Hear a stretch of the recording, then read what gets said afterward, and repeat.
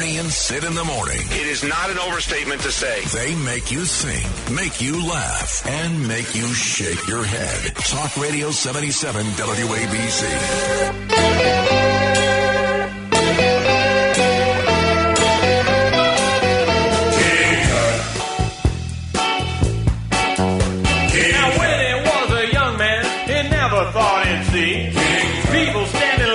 I know it's Steve Martin. I remember this.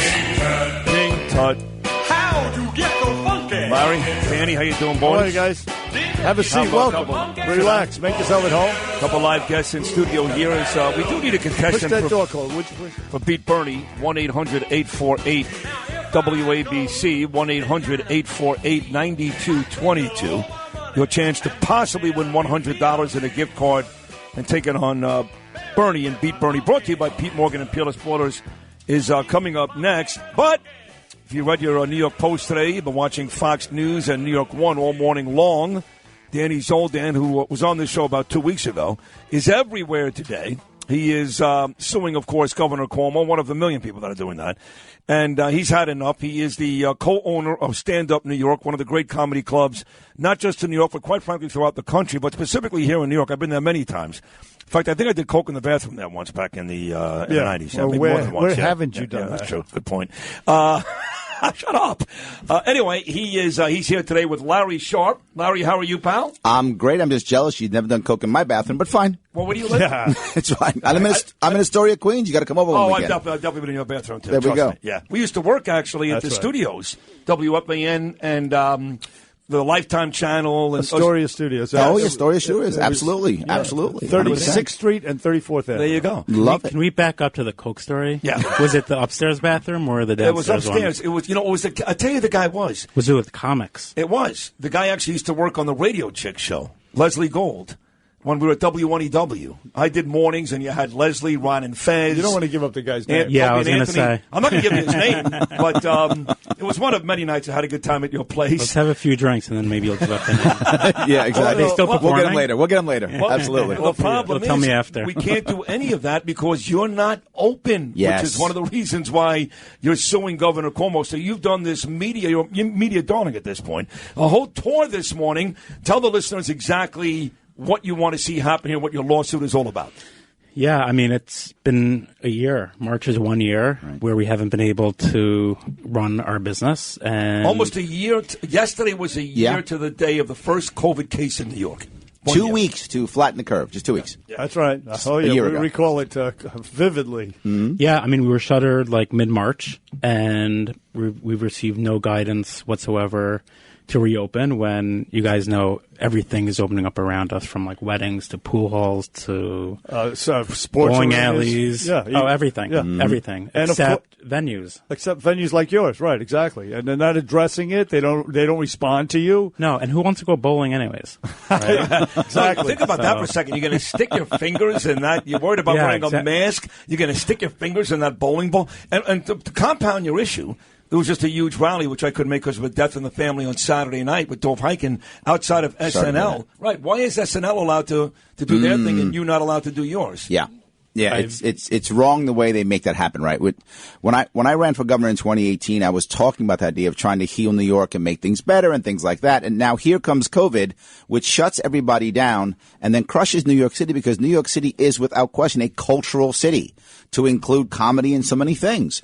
How do people heal? How do we get back together? We get back together and we laugh and we have fun and we do things like that. And that's how we grow. And when I saw what Dani was going through, I was like, we got to do something about this. Oh, so you're the guy that actually convinced Dani to do this lawsuit. I am the nudge. That is correct. Yes, I'm the troublemaker. Look, I've been fighting Cuomo for literally years, and I'm still here doing it again, 100%. Good man. Yeah, 100%. I appreciate, Larry, we've been in touch over the past month or so, and he's been really pushing me to sue because he felt that was the fastest route. And he supported me when I ran. I mean, literally, we were there. I did events there.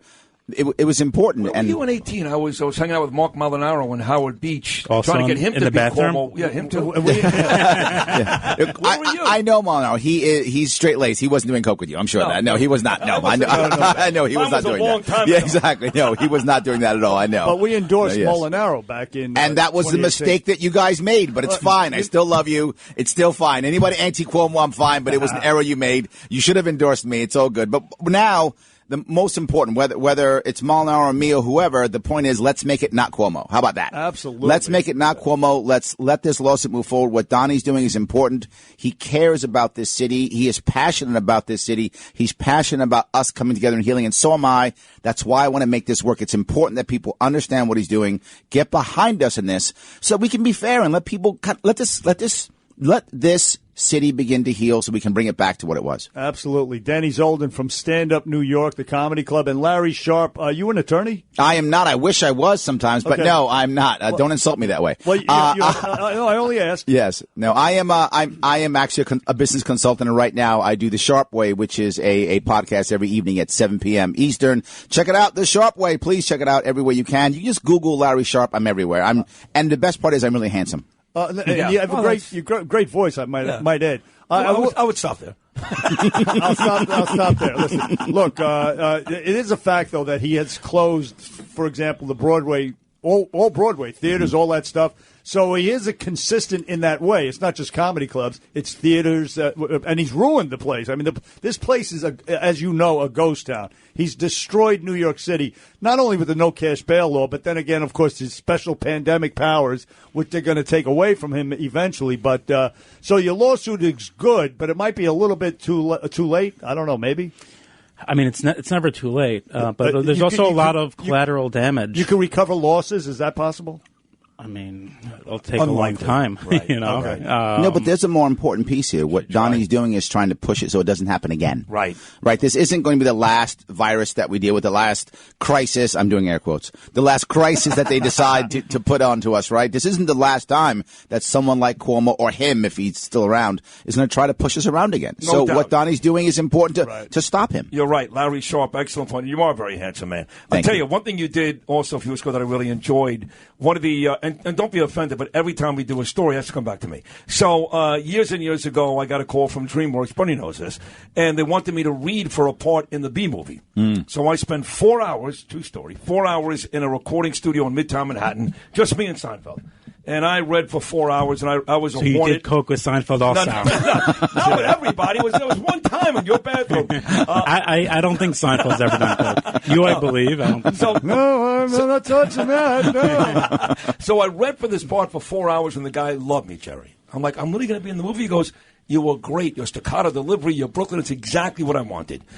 Nevertheless, John Leguizamo got my part. I got nothing. I never really forgave Jerry Seinfeld for that. So when you came out a couple weeks That's nice. ago, He was kind to you. yeah, That's good. Yes, That's good. But when you came out and said, "Hey, it's easy for him to say New York's going to come back. It's all great when he's worth billions of dollars and hanging out in the Hamptons," I loved when you said that. I loved it. It's true. Yeah, I mean, I'm very passionate about the city. I moved here right before I started high school. I was 14 years old. I feel like the city Where'd you from come Long from? Island, Long Island. the five towns. I feel like the city took me in, and like I took it all in. Also, I really love the city. I love artists. I love people that perform. I love, when I was 15 years old, I was sneaking to the Comedy Cellar on McDougal Street. Nice. So Nice. it really hurts me to see this city going to She's tough, by the way. Shit, I'm allowed to she's say a lot that tougher here, right? than you. To try to perform at her club, forget about it. Yeah, I mean, it's just terrible what's going on, and I love the city. I'm just trying to help it come back. And then we have the double whammy of not only Cuomo but De Blasio. This Oh, my God, yes. imbecile, and he's got these. And he's looking better these days. I know. Which It's is sad. really sad. Yes, he's looking actually better these days. By You're right. contrast, yes. he's Abraham Lincoln. Absolutely. Yeah. No, but he's got these. Now he's come out with these pop-up performances, the ridiculous, stupid things in the street. Which is helping nobody. Nobody at all, Yes. right? No. No, It's like it's big celebrities performing. Right, and those I guys mean, are where were killing they you. in the summer when Upper West Siders, I live on Upper West Side, where we were volunteer. Where were you when we were volunteering to pick up garbage? First of all, I live on the Upper. I hate the people. He was hated there. He was littering. I was looking for. Oh, you were the one that threw a garbage. That's what he was doing. Yeah. I spent my whole summer at Breezy Point looking for a house to get away from the Upper West Side. But those people are killing us, Larry and Danny. Guys like Chris Rock, they forgot where they came from. Chris Rock should not be doing pop-up performances. He was sitting next to Governor Cuomo at a couple of briefings, was Chris Rock. I mean, they should be really advocating in Albany to get them to give us guidelines. But all the guys who are great now, these tap dancers like on Wall Street. No. Everybody who was great now started as some guy in a club like yours, Donnie, and they're not getting it. Every one of them who's great now started in a small club somewhere, and they all came to New York to become great. They came from someplace else, and they came to this city, Manhattan. They came here to become great, and they started in clubs just like yours. Speaking of Seinfeld, he did the same thing from Long Island to New York, and yet he remained fairly silent on the comedy clubs in particular. I mean, he did say New York's going to come back, generically speaking, from his home in the Hamptons, but he didn't really do anything. Yeah, well, I mean, I do give him credit for he was on stage at Gotham 6 months ago or so, advocating for Save Our Stages, which was passed. We're still waiting for applications to be open. It was passed by Congress late last year,